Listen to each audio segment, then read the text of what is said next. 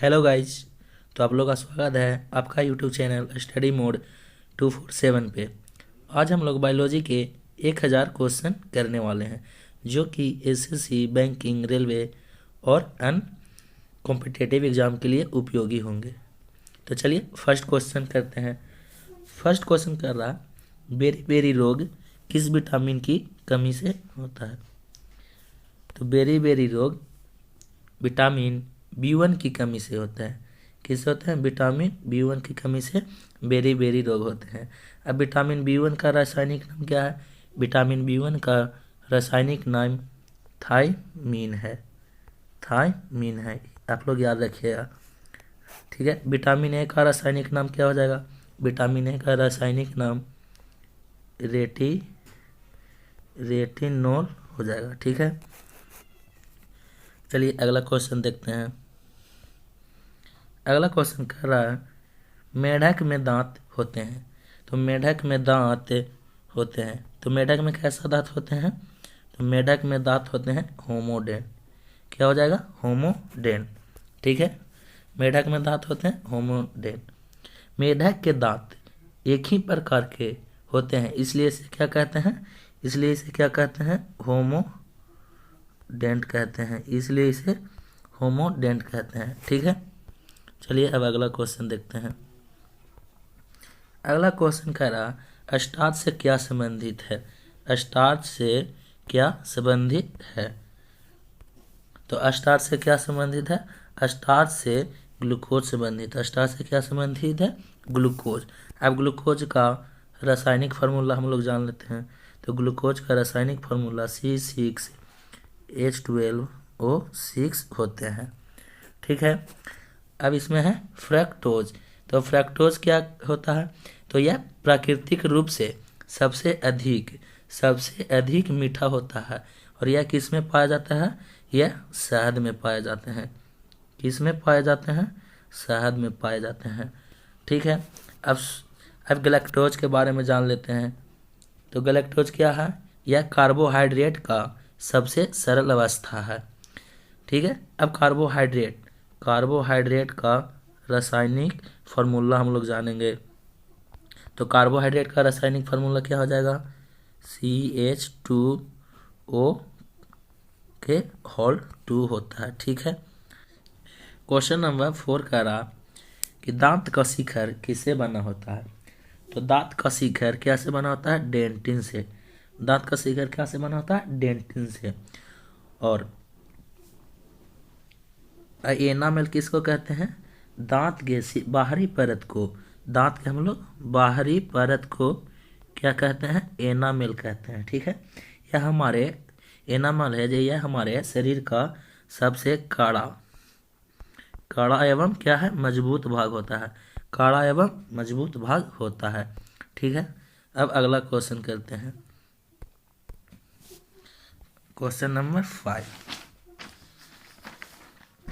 Question number 5 कह रहा, scurvy रोग किस विटामिन के कमी से होते हैं? तो स्कर्वी रोग विटामिन C के कमी से होते हैं।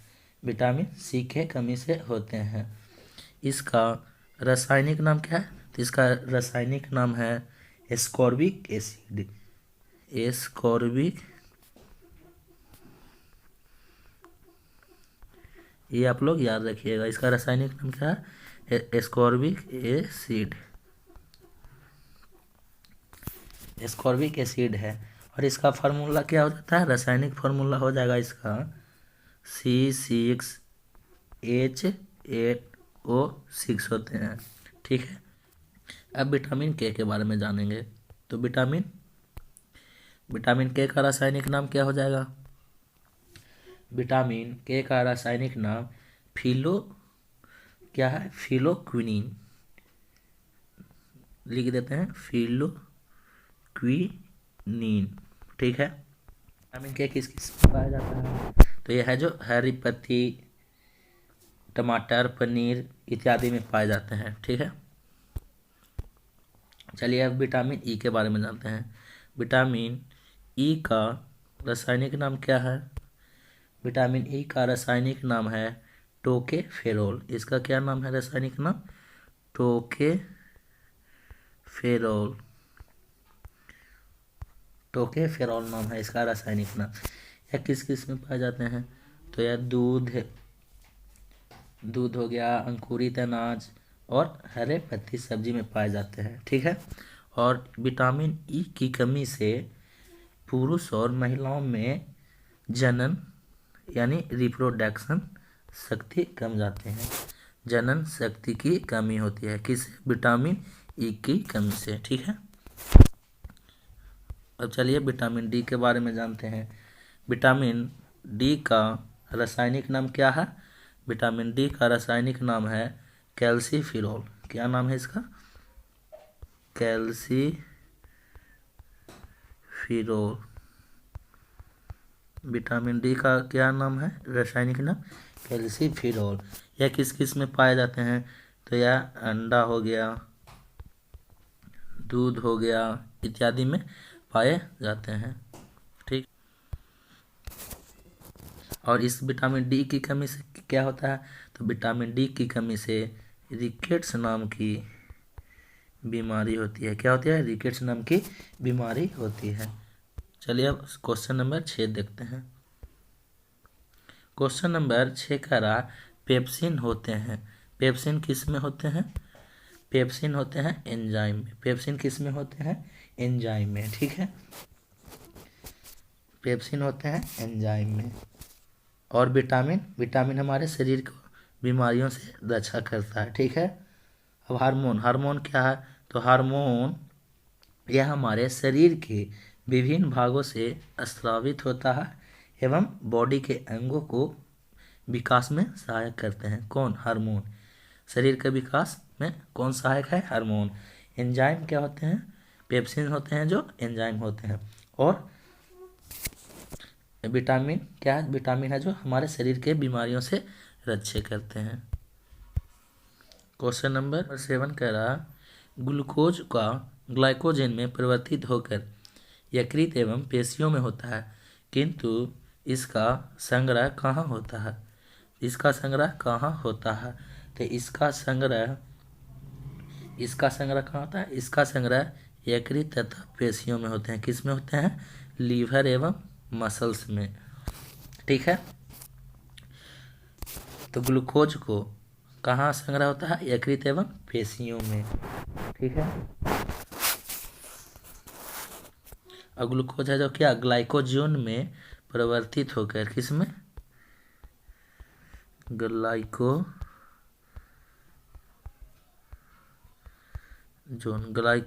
में परिवर्तित होकर यकृत एवं पेशियों में संग्रहित होते हैं। ठीक है। अब देखिए यकृत सबसे बड़ा यकृत क्या है? यकृत है जो कि सबसे बड़ा बाह्यस्रावी ग्रंथि है। क्या यकृत है जो सबसे बड़ा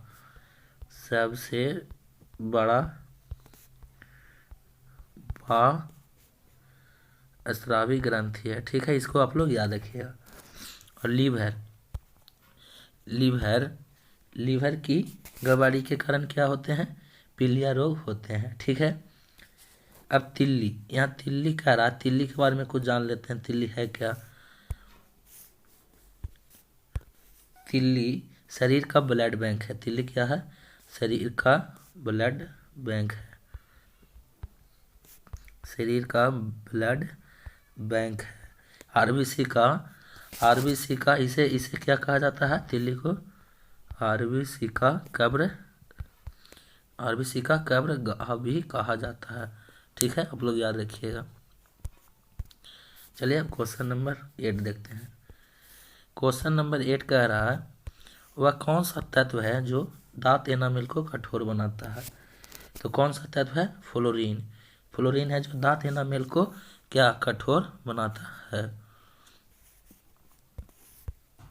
दांत एनामेल को क्या कठोर बनाता है? कौन सा तत्व है? फ्लोरीन है। अब दांत एनामेल कैल्शियम क्या है? कैल्शियम क्या है?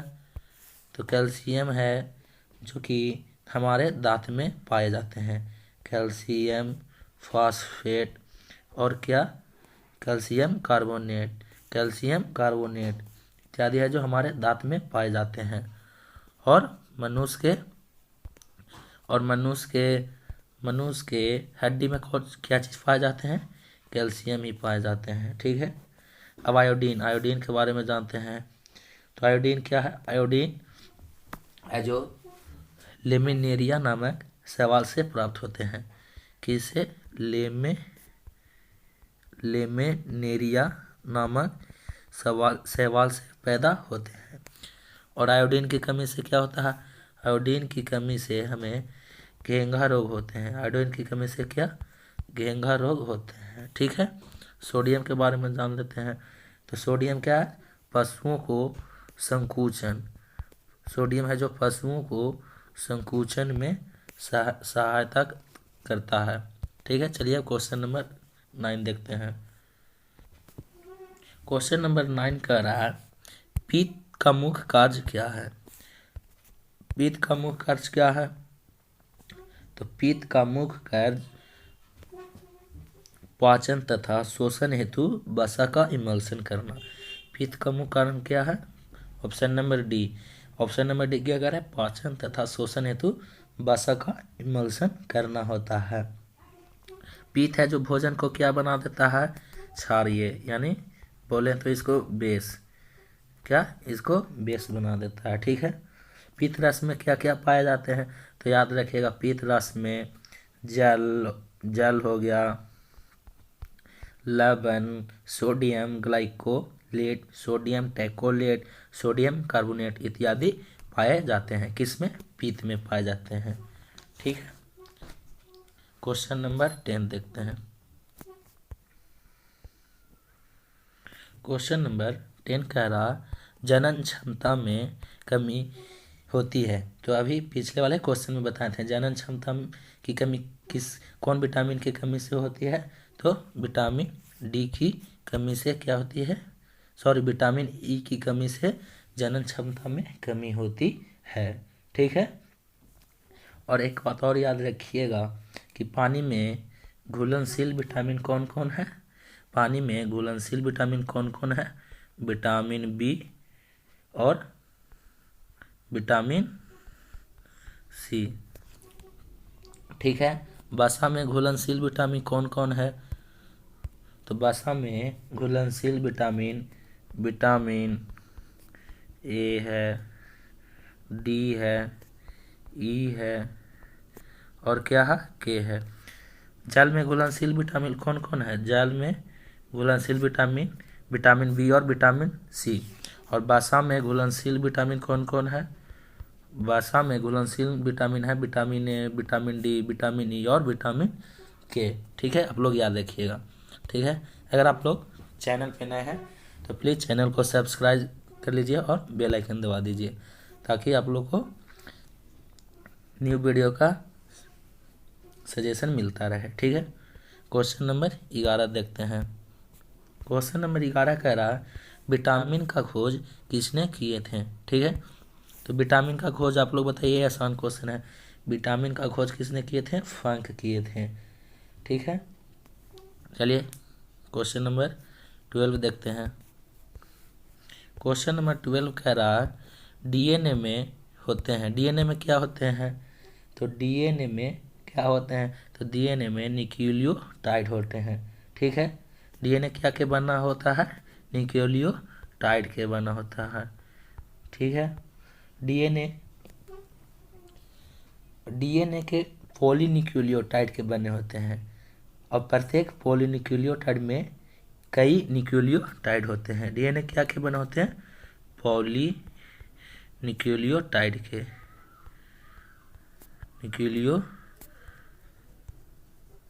के बने होते हैं। ठीक है। और प्रत्येक पॉलीन्यूक्लियोटाइड में कई न्यूक्लियोटाइड मौजूद होते हैं। चलिए अब एमिनो एसिड के बारे में कुछ जान लेते हैं। एमिनो एसिड 20 प्रकार के, कितने प्रकार के? 20 प्रकार के एमिनो एसिड मिलकर क्या बनाते हैं? प्रोटीन बनाते हैं। कितने प्रकार के एमिनो एसिड कितने प्रकार के प्रोटीन से मिलकर बनते हैं? तो सीधा सा जवाब है 20 प्रकार के। ठीक है। चलिए क्वेश्चन नंबर 13 देखते हैं। क्वेश्चन नंबर 13 कह रहा कौन सा कार्बोहाइड्रेट मोनोस्क्रिएड होता है। कौन सा कार्बोहाइड्रेट मोनोस्क्रिएड होता है। तो कार्बोहाइड्रेट ग्लूकोज एवं फ्रुक्टोज है जो क्या होते हैं, मोनोस्क्रिएड होते हैं। ठीक है। अब गैलोक्टेज, गैलोक्टेज के बारे में जान लेते हैं।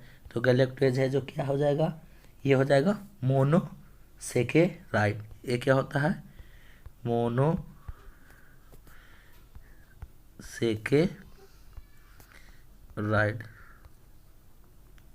ठीक है।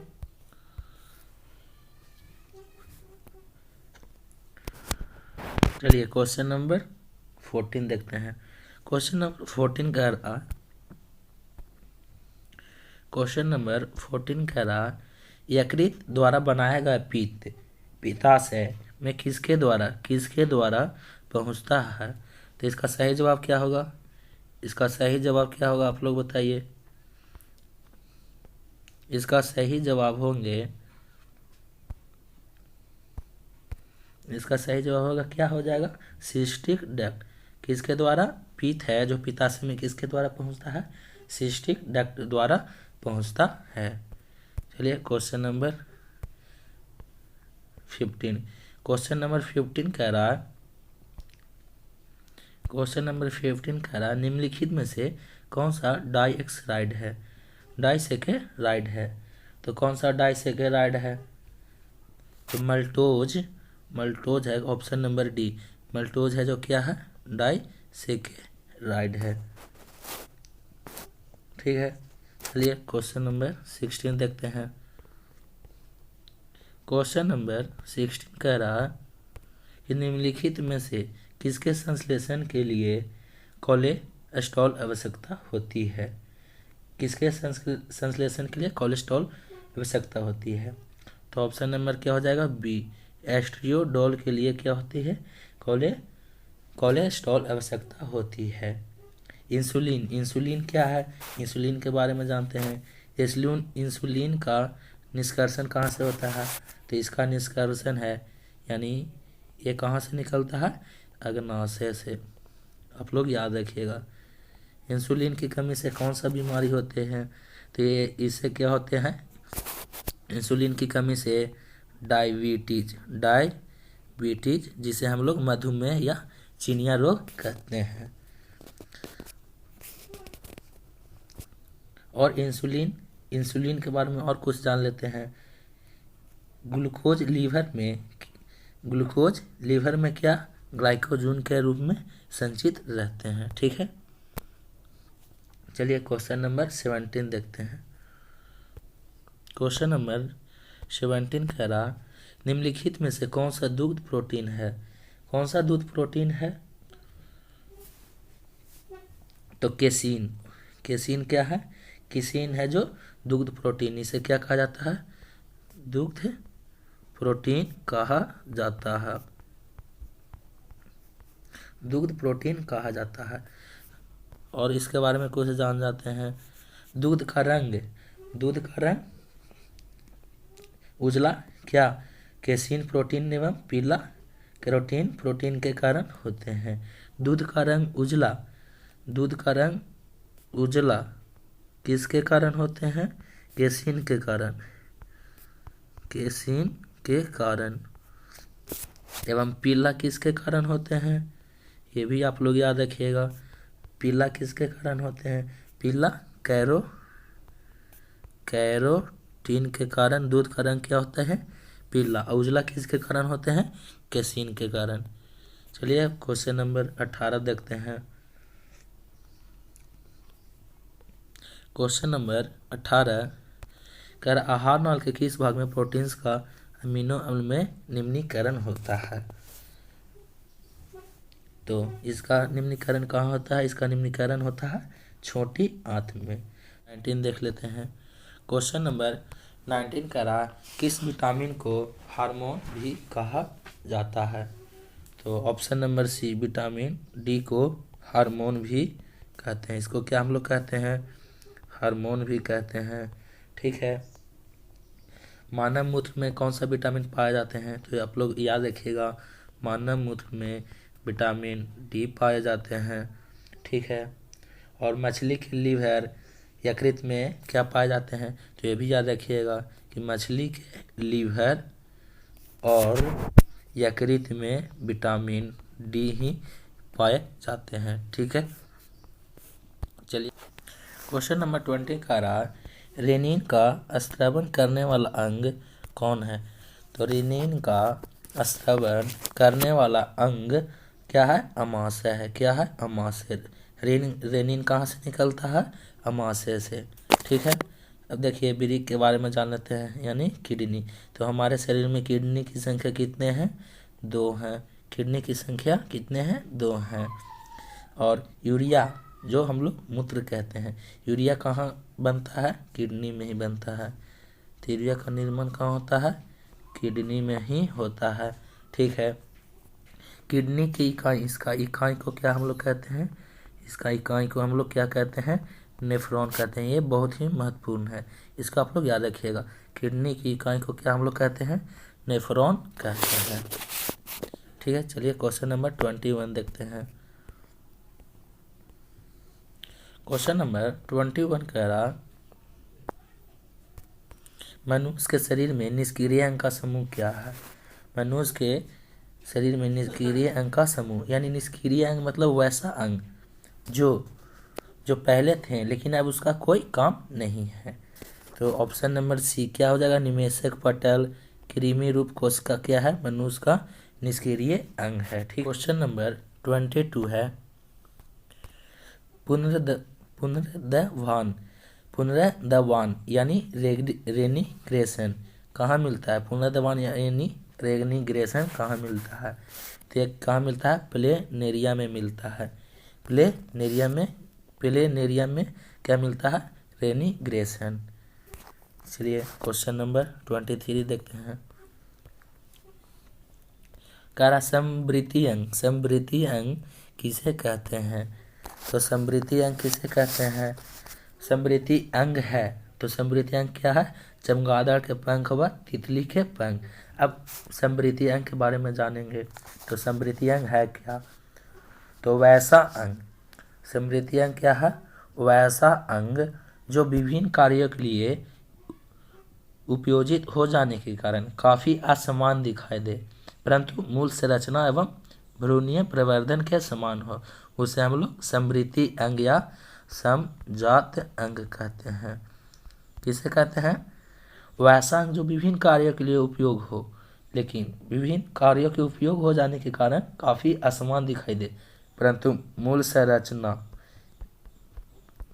यानी स्ट्रक्चर एवं भ्रूणीय प्रवर्धन क्या हो, समान हो, उसे हम लोग समृद्धि अंग यानी समजात अंग कहते हैं। चलिए क्वेश्चन नंबर 24 देखते हैं। क्वेश्चन नंबर 24 कह रहा, कौन सी हार्मोनल बीमारी है, कौन सी हार्मोनल बीमारी है। तो घेंगा रोग है जो क्या है, हार्मोनल बीमारी है। हार्मोन की कमी से घेंगा रोग होते हैं। किससे कमी के, हार्मोन की कमी से घेंगा रोग होते हैं।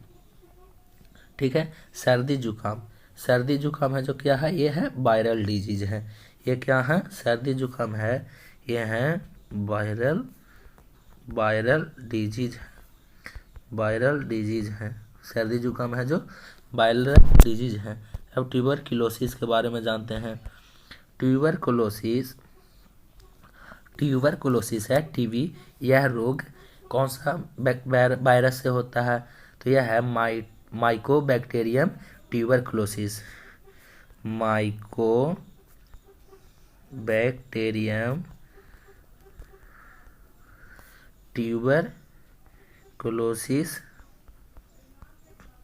ट्यूबरकुलोसिस बैक्टीरिया से होता है।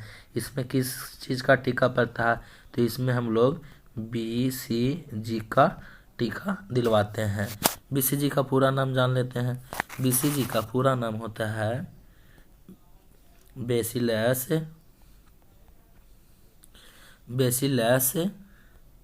क्या हो जाएगा, BCG का पूरा नाम bacillus bacillus Calmette गुरीन, bacillus Calmette गुरीन होता है BCG के पूरा नाम। ठीक है, अब लेप्रोसी के बारे में कुछ जान लेते हैं। लेप्रोसी है क्या? तो लेप्रोसी यह माइकोबैक्टीरियंस लार्वेक नामक बैक्टीरिया से होता है। किस बैक्टीरिया से होता है? माइकोबैक्टीरियंस लाप्रे, ये लिख देते हैं, माइकोबैक्टीरियन लाप्रे, माइकोबैक्टीरिया लाप्रे नामक बैक्टीरिया से कौन सी बीमारी होती है? लेप्रोसी। ठीक है, इसे रोकथाम के लिए कौन सा टीका लगाया जाता है? MDT मतलब मल्टी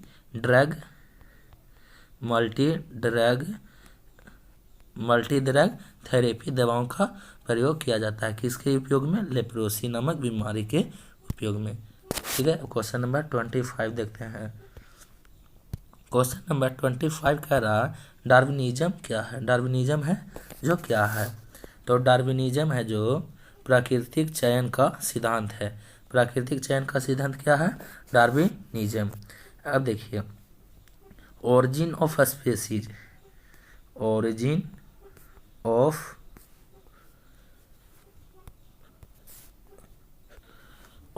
ऑफ स्पेसीज,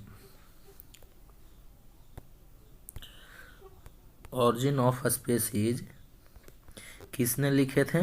तो ओरिजिन ऑफ स्पेसीज डार्विन ने लिखे थे। और ओरिजिन ऑफ स्पेसीज किससे के द्वारा लिखा हुआ है? चार्ल्स डार्विन के द्वारा। ठीक है, चलिए अब क्वेश्चन नंबर 26 देखते हैं। 26 कह रहा है जब दो जीव एक साथ रहें तथा एक को लाभ हो तथा दूसरे का कोई लाभ न हो तो उसे हम लोग क्या कहते हैं? तो उसे हम लोग कम्युनलिज्म कहते हैं। क्या कहते हैं? कम्युनलिज्म कहते हैं। जब दो जीव एक साथ रहें, एक को लाभ हो तथा दूसरे का कोई लाभ न हो तो उसे कम्युनलिज्म, सहभोजिता, इसका हिंदी क्या होता है? सहभोजिता होता है, सहभोजिता, ये आप लोग याद रखिएगा। ठीक है, चलिए क्वेश्चन नंबर 27 देखते हैं। भूमि या पर्दन, भूमि पर्दन के लिए कौन सा रोकथाम है? भूमि या पर्दन के लिए कौन सा रोकथाम है? तो भूमि पर्दन के लिए क्या? पुनः वनों का रोपण। ये तो बहुत ही सिंपल सवाल था। पुनः वनों का रोपण करके हम लोग क्या भूमि पर्दन को रोक सकते हैं। भूमि पर्दन मतलब मिट्टी की कटाई। ठीक है, चलिए क्वेश्चन नंबर 28 देखते हैं। क्वेश्चन नंबर 28 कह रहा डार्विन का सिद्धांत क्या था? तो डार्विन का सिद्धांत था प्राकृतिक चयन व नेचुरल सिलेक्शन। ठीक है, डार्विन का सिद्धांत क्या था? प्राकृतिक चयन बाद। चलिए क्वेश्चन नंबर 29 देखते हैं। 29 कह रहा आर्कियोपेट्रिसिस किनका संयोजन था? आर्कियोपेट्रिस किसका संयोजन था? तो ये किसका संयोजन था? ये था सरीसृपों एवं पंछियों के संयोजक कड़ी है। ठीक है, चलिए क्वेश्चन नंबर 30 एवं लास्ट क्वेश्चन देखते हैं। 30 का रहा सूर्य के प्रकाश से प्रवैंगिक विकिरण अल्ट्रावायलेट रेडिएशन से की क्रिया से क्या उत्पन्न होते हैं?